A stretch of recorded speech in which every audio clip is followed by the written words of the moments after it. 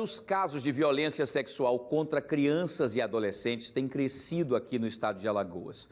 E olha, de acordo com os especialistas, os números ainda não mostram a realidade vivida nas famílias. Já que muitas pessoas ainda sentem vergonha de relatar os crimes vividos diariamente. É isso mesmo. Os repórteres Wellington Soares e Maria Maciel mostram agora essa triste realidade. Acompanhe. A cada 20 minutos, uma menina é vítima de estupro no país.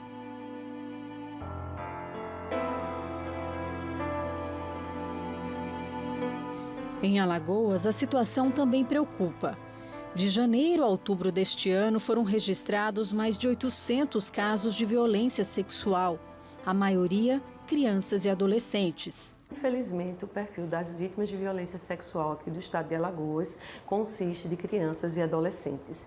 Isso é um problema de saúde pública enorme, tá? E impacta no desenvolvimento. Essas crianças, elas estão dentro do desenvolvimento cognitivo, afetivo, físico, né? E um trauma dessa ordem, nesse processo de desenvolvimento, gera sequelas enormes. O intuito, né, da atenção a esse tipo de vítima é a gente tentar minimizar, mas as sequelas, elas permanecem. A gente tenta facilitar, fazer com que essas crianças, esses adolescentes, eles retornem dentro da sua condição, né, social de vida de uma forma mais branda, mas o trauma, ele fica presente, né, até pelo fato de estar no processo de desenvolvimento natural. De acordo com dados do Anuário Brasileiro de Segurança Pública, em 2018 foram mais de 60 mil vítimas de violência sexual. 81% eram mulheres e 53,8% tinham até 13 anos. As estatísticas são alarmantes, mas o número de vítimas pode ser ainda maior. Para o recorte dos anos anteriores, o que era sinalizado pelo sistema, né, do Ministério da Saúde é um número considerável. Eu gostaria de destacar que esse número envolve tentativas e também a efetivação do estupro, tá? A gente acolhe toda e qualquer vítima que tenha sofrido uma tentativa ou que de fato tenha sido estuprada. Mas, infelizmente, esse número, apesar de ser enorme, né, ele ainda não representa o que nós temos hoje em termos de violência sexual aqui no estado.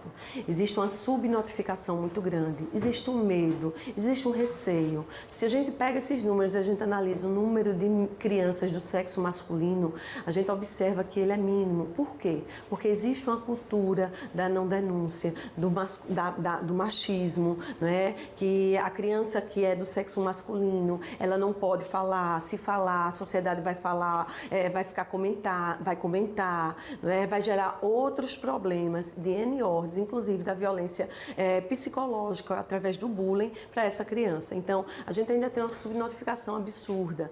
E sem levar em consideração, né, que o público de maior vulnerabilidade é criança e adolescente, a criança ela não imagina, né, que aquele pai e aquela mãe que são figuras de extremo amor, que deveria proteger, que a primeira relação que se estabelece com esse mundo é através dessas duas figuras, essas figuras às vezes cometem esse ato de violência. Então a criança, ela fica sem saber, ela fica às vezes sem entender o que é que está acontecendo. Então, a quem procurar, quem socorrer, né, como pedir ajuda, se às vezes ela não sabe nem que está sofrendo violência. Numa entrevista ao repórter Edson Moura, essa jovem que não quis se identificar conta que foi vítima de estupro aos 18 anos. O crime aconteceu na casa dela, ao abrir a porta para um estranho. Eu estava em casa, minha mãe tinha acabado de sair por volta de meio-dia e foi quando bateram no portão e eu de pronto atendi. E assim que eu abri o portão, já vi a arma e a voz me mandando entrar, virar e entrar e me levar até o último cômodo da casa. Aí foi lá onde ele me amarrou, procurou por uma suposta arma dentro da casa. E depois que procurou e consequentemente não achou, ele voltou e cometeu o estupro depois de ter procurado a arma. Fiquei amarrada e de olhos vendados o tempo inteiro. Muitas vítimas sequer chegam a buscar atendimento médico ou denunciar o abuso. Um silêncio que contribui para a impunidade e faz com que, em muitos casos, a violência sexual se repita, principalmente quando o agressor está dentro de casa. A maior dificuldade, na verdade, da vítima procurar o atendimento é o medo, é a vergonha e é a culpa, né? Ela se sente culpada muitas vezes pela situação, elas não conseguem compreender as reais motivações, então elas se questionam muito. E então o medo realmente, às vezes, afasta essa vítima do atendimento e também faz que muitas vezes ela venha sozinha, que ela venha procurar o atendimento sem acompanhante, que ela não se abra com pessoas de confiança. Agora vamos saber, inclusive, como é que é realizado o tratamento das crianças e adolescentes que sofrem de violência sexual aqui em Alagoas e como é que funciona também a rede de atenção à violência sexual. Acompanhe. A rede de atenção às vítimas de violência sexual tem tentado mudar essa realidade através de um atendimento multidisciplinar. No Hospital da Mulher, em Maceió, foi criada a Sala Lilás, um espaço acolhedor e preparado para prestar um atendimento rápido, integral e humanizado às vítimas. Aqui na área Lilás é um serviço que a gente conta com toda a estrutura de uma equipe multiprofissional. A vítima, ao chegar, ela é acolhida e o acolhimento começa desde a recepção.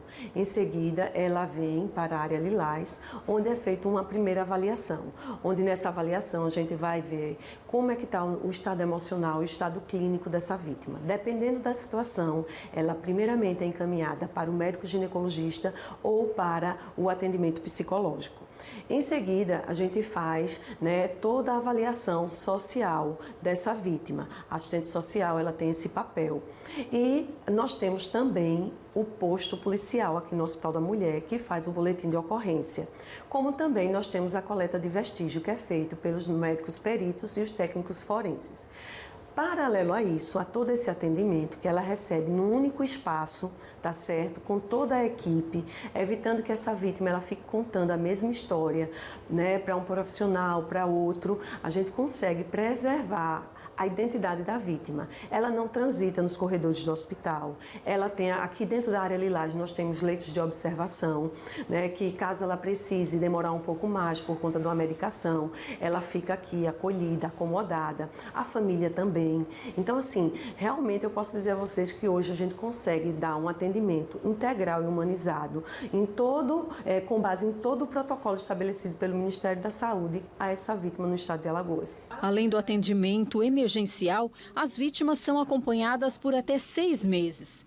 Essa é uma forma de tentar diminuir os traumas, principalmente nas crianças. Após o atendimento emergencial, a vítima ela pode ser segmentada até 6 meses.